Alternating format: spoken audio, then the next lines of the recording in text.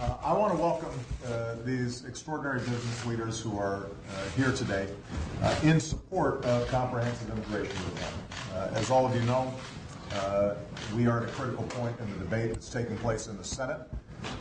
All these business leaders recognize the degree to which immigration is a contributor to growth, a contributor to expansion, a creator of jobs.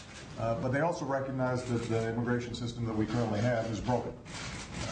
We have a system in which we bring outstanding young people from all across the world to educate them here, and unfortunately too often we send them right back so that they can start companies or help to grow companies somewhere else instead of here.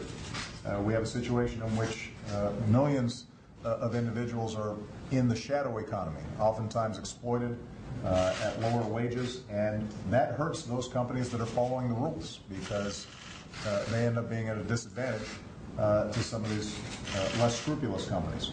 And so all of us, I think, recognize that now is the time to get comprehensive immigration reform done.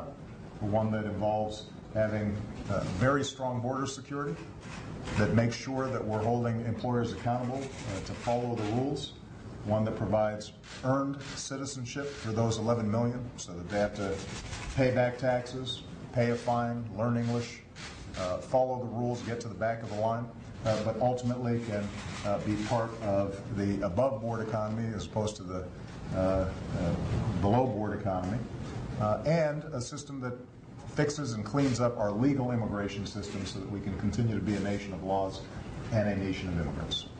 The good news is that we've got a strong bipartisan bill that meets many of those principles. As I've said before, it's not a bill that represents everything that I would like to see.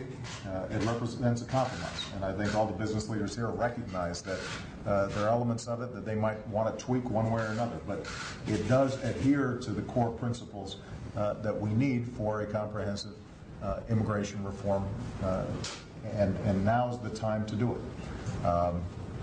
Just this past week, the Congressional Budget Office noted that this would end up bringing more money into the federal government.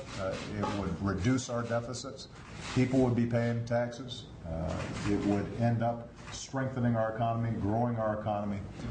And so you've got a broad consensus all throughout the country, not just business leaders who are represented here today, many of whom are immigrants themselves, many of whom started businesses and are now creating opportunity all across the country. But we're also seeing labor leaders, we're seeing clergy, we're seeing people from all different walks of life saying, now's the time to get this done. So I very much appreciate all the business leaders who are here for making this push. I know they're going to be talking to various senators and members of Congress over the next several days.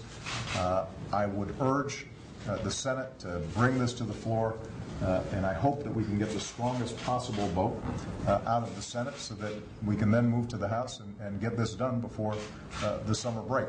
And if we get this done, when we get this done, I think every business leader here feels confident that they'll be in a stronger position to continue to innovate, to continue to invest, to continue to create jobs, and ensure that this continues to be the land of opportunity for generations to come.